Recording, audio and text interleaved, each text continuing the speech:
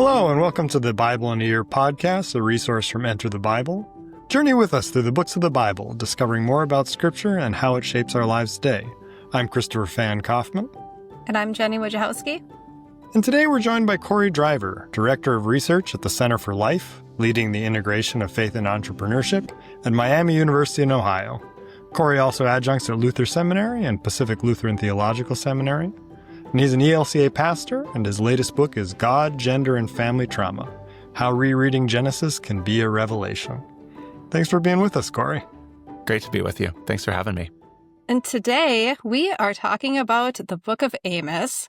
I am thrilled to be doing this, Cory, because I know very, very little about this book.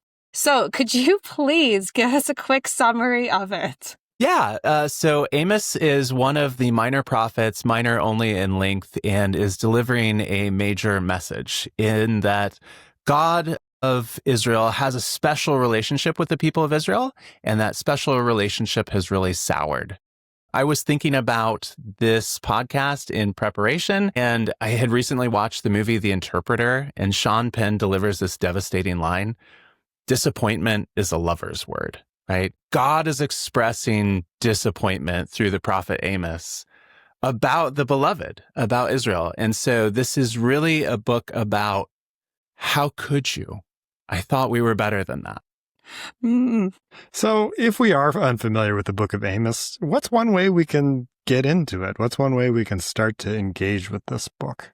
Amos is beautiful in that it opens up with this seductive introduction. And so Amos is really going to draw in the readers, ourselves, and the people of ancient Israel by doing this sort of tour of problems, maybe a tour of sinfulness. And so to the people of Israel, they're not getting along great with their neighbors. And so Amos opens up with, Aram, Damascus, you're horrible. And I'm going to give you 4 reasons why you're just a bunch of jerks. And then Philistine cities, here's 4 reasons why you're also terrible. And then Tyre, here's 4 reasons why you guys are a bunch of jerks. And then Edom and Ammon and Moab. And then the southern kingdom of Judah, also 4 reasons why you're terrible. And if you're an Israelite, you're feeling pretty good about this because Amos, and God through Amos, has drawn a circle all the way around you. These neighbors are terrible. These neighbors are terrible. These neighbors are terrible. These neighbors are terrible. What about our siblings, the kingdom of Judah in the south? The people that Amos, you're from. Yeah, they're also terrible. And then if you're an Israelite, you're feeling amazing. Like, oh, God's mad at everybody who we don't like. And then only after that seductive pulling in of like, hey, we're mad at all the people you're mad at, then the boom gets dropped. And it's only then that Amos starts to say, look, I'm not from here, but you guys are pretty bad too. Oh, wow. Well, it sounds like the writer of this book really knows how to use some drama. So what kind of book is this, actually? This is a book about prophecy, and prophecy in the classical sense, not of predicting the future, but of discussing God's emotional life, right? The prophet's job is to say, y'all aren't really considering how God's feeling. And so let me tell you, God has given me access to divine emotions, and I'm bringing that to you because you're missing it. Oh, that's really interesting. So like an emphasis on God's emotion. Yeah, all the prophets, right? Isaiah, Jeremiah, Ezekiel, and then all the minors are going to give access to, hey, this is how God's feeling, right? And so maybe more than most of the other places in the Bible, through the prophets, we get God's love, God's loss, God's disappointment, God's surprise sometimes in Jeremiah, God's anger, God's frustration, God's feeling of disappointment. I really think the line from The Interpreter sums up this book for me. Disappointment is a lover's word. God has loved these people, and they have not responded with love, but actually responded with quite a bit of horribleness. And God feels that disappointment and conveys it through the prophet. Like, I'm deeply disappointed in you, not because I don't care about you, but because I'm so in love with you and I expected better. Wow, that's really an interesting, and that's an interesting way to think of prophets as a whole, in addition just to the prophet Amos. But it is now time for Bible Bingo, and in Bible Bingo, what's going to happen is I'm going to read a list, and you supplied this list, so it's not a surprise. But I'm going to read a list of terms that you think are really important for Amos, and you're going to tell us why they're on your bingo card. So I'll begin with foreignness.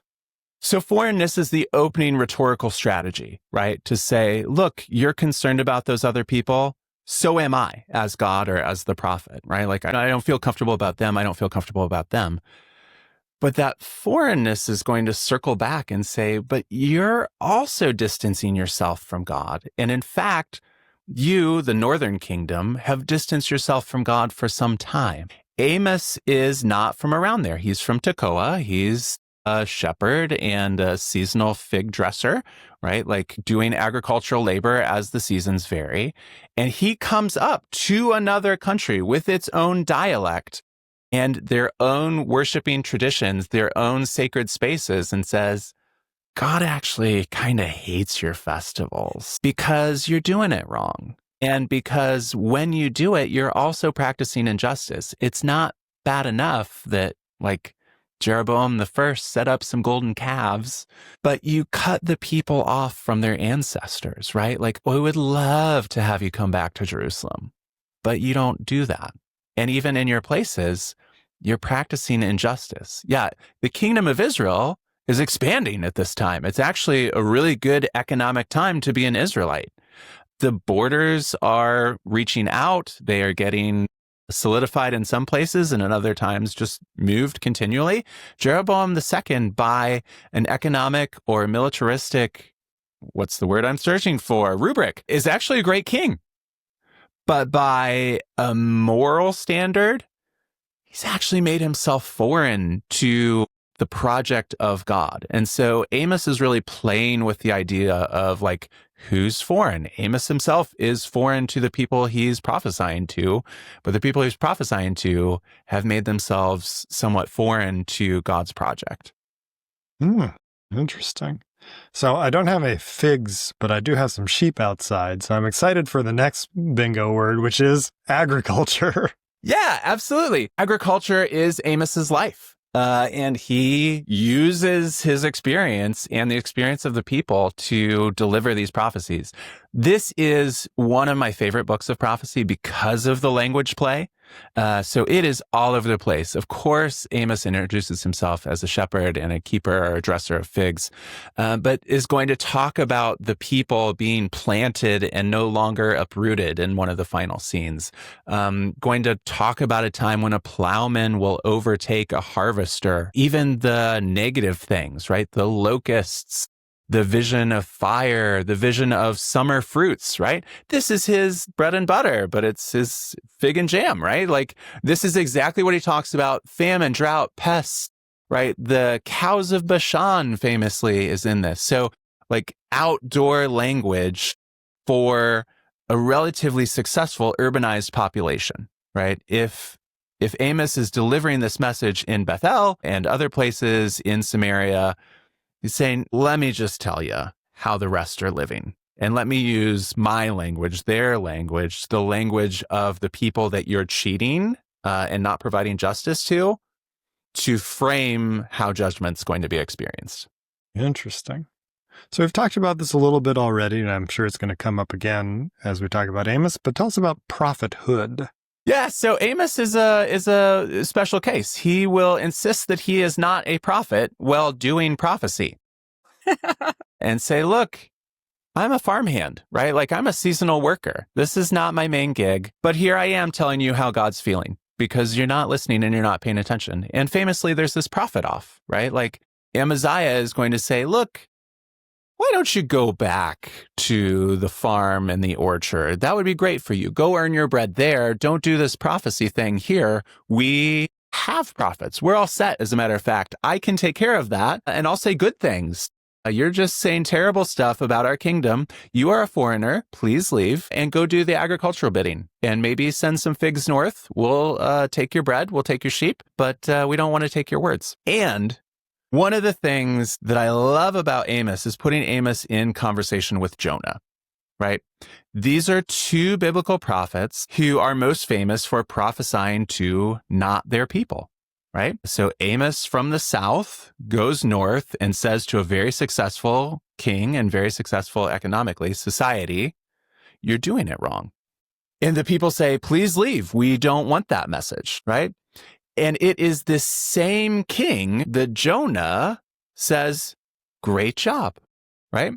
And so in, 2 Kings 14, Jonah is introduced outside of the book of Jonah as speaking to Jeroboam II, the same king Amos is speaking to, and says, why don't you just go expand your country? It's going to go great. Expand the borders. And this is one sentence after Jeroboam practiced wickedness. Jeroboam was known for his special evil. And Jonah is like, I'm an Israelite nationalist. Like, this is great. We love this stuff. Evil is A-okay as long as the money's coming in and the boundaries are expanding. And so it is exactly this Jonah who is sent to another kingdom to say, repent, right? Not really. Your city is going to be destroyed in a few more days. But the implicit message is, I'm telling you that so that you can do something about it. Jonah doesn't want to go, right? We have this whole giant fish thing. Amos doesn't require the giant fish, right?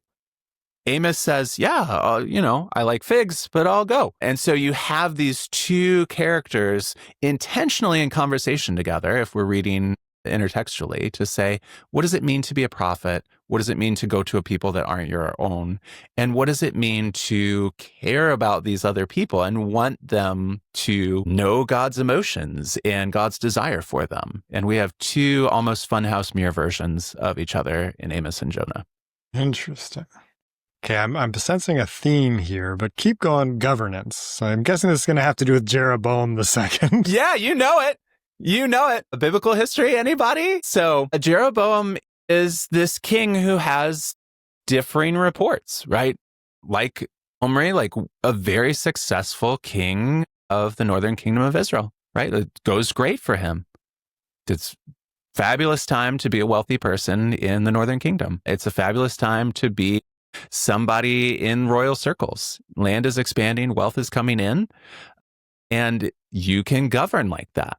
That is a choice. But that governance comes at the expense of the people that God cares about the most, we have to say. And so Amos's message again and again will be, but what about the poor?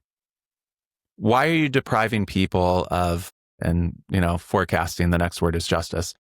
Why are you depriving people of justice? Yes, you're enriching a certain set, like the already wealthy are becoming wealthier, such that they don't have to care about the people, such that they can just buy and sell them, right? But the poor people, even if there were middle-class people, right, like they're having a horrible time of this. Yes, Israel is being made great, but at tremendous cost to Israelites. And Amos says, why don't you care about that? How is it that you can govern in this way and not care about your people? So taking advantage of that foreshadowing, if you are familiar with Amos at all, it may be because you are familiar or have been beaten over the head with Amos 5:24. So tell us about justice in Amos. Yeah, absolutely. Right? Like, I lived in Atlanta, right? I went to the Dr. King Memorial and on the wall, right, there's Amos 5:24. Let justice roll down like waters and righteousness like an ever-flowing stream. And it's attributed to Dr. King. It's here in Amos. And the context is the lack of social justice, right? This is not a verse that we get to deracinate and say like, hey, justice, water, cool. But Amos 5:24 comes after the rest of chapter 5. Can I read a little bit? Starting at verse 10, they hate him who rebukes in the gate, and they despise him who speaks with integrity. Therefore you impose heavy rent on the poor and take a tribute of grain from them. Skipping ahead to 12. For I know your offenses are many and your sins are great. You are hostile to the righteous. You accept bribes. Turn away the poor from justice at the gate. Skipping down to 15. Here's what you should do. Hate evil. Love good. Establish justice at the gate. Perhaps the Lord of hosts will be gracious to the remnants of Joseph, right? There is a specific place, a geography of justice where the elders sit at the gates, where the poor should be able to go and say, look, this isn't going right. I'd like it to be addressed. And the exact opposite is happening. Bribery and indifference and denial of justice to the very people that God has a special care for. And Amos says, look, you're going the wrong way. Have you tried some justice? It might be a good idea. All right. Well, thank you for participating in our Bible bingo. So next question up from me. Why is this an important book for the Christian life or Christian theology today?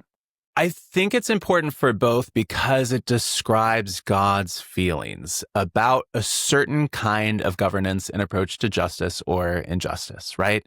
Jeroboam II is a great king if your only desire is to make Israel great. And he does. It becomes rich, the borders expand, it takes in new territory. Fantastic. Except it isn't, right? This is a tale of Amos, a farmer, an agricultural worker, crossing an international boundary and coming up and saying, you have it all wrong. You're not caring about the things that God cares about, right? God cares about justice for marginalized humans, and you may have missed that piece. So I'm here to tell you that God is feeling some disappointment, and God would really, really, really like you to change. So please do that. And I feel like that's never not an important message. So Christian life across the centuries, as humans, we need to be redirected. Like, I have been very happy when I've gotten a raise. Nothing wrong with that. I have gotten raises, not as often as I'd like. But God is way more interested in, well, what am I doing with that, right? If my financial situation is changing, am I changing the financial situation of the people around me? Am I meeting the needs of my community? Am I caring about people as God would have me care about people? And that's the book of Amos, right? Like, okay, things are going great. It's probably happening because of some injustice. Like, what could you do about that? That's a perennial question. Oh, it absolutely is. So what's one key theme that you would want people to look for as they enter into this text? The thing that I love about Amos and other prophets too, but like Amos does a really nice job of it, is the specificity to say, look, you don't have to have a master's in justice and theology, though I recommend it. Check out Luther. You have to notice what's going on. And so the introduction to Amos is getting specific. Aram, Damascus, here's the stuff that you're specifically doing wrong. Philistine cities, most of them, not Gath. Here's the stuff that you're doing wrong specifically, right? Tsor, Tyre, like here's the stuff you are doing wrong. All around the circle, coming back to Israel. Here's the specific complaints. God is not saying like, just do justice. God is saying, look, here's the individual injustices I see. I'd like you to address these specific ones. You don't have to guess, right? The whole beauty of having a prophet come is they know how God is feeling and they know what is irking or delighting God. And the specificity in Amos, like if you could just have the place of justice be a place of justice. If you could not do the bribery that you're doing, you know, like I do any number of things wrong in a day, but when somebody comes to me and says, that one thing that you did, don't do it again. I can not do that thing again, right? Like that specificity is a gift. This isn't like blanket do justice. It's here's the stuff that I'd like you to do. I love that. Wonderful. Well, here is your opportunity now to close us out with a pithy way to remember what's going on in Amos. So tell us, in 7 words or less, how would you describe Amos and why? I'm going to do 5, and I'm going to say, neglect justice to your peril, right? This is the message of Amos. Look, this is an intervention. God says that God is feeling upset about what's going on. Here are the things. It would be really cool if you do the justice that God says. And if you don't, I have some visions, and it's not going to go great. All right. wonderful end. Thank you so much for being on. It's always wonderful to see you, Cory. Thanks so much. It's great to be with y'all. This has been the Bible in a Year podcast from Enter the Bible. Check out more great resources on the Bible at enterthebible.org. Whether you're listening on your favorite podcast app or watching on YouTube, we appreciate your following us. You can get more great resources like this, conversations, reflections, commentaries, courses, anything that you could need as you dive in and enter the Bible with curiosity and faith. And if you enjoyed this podcast, please rate and review or like and subscribe. And of course, the very best compliment you can pay us is to share this podcast with a friend. Until next time.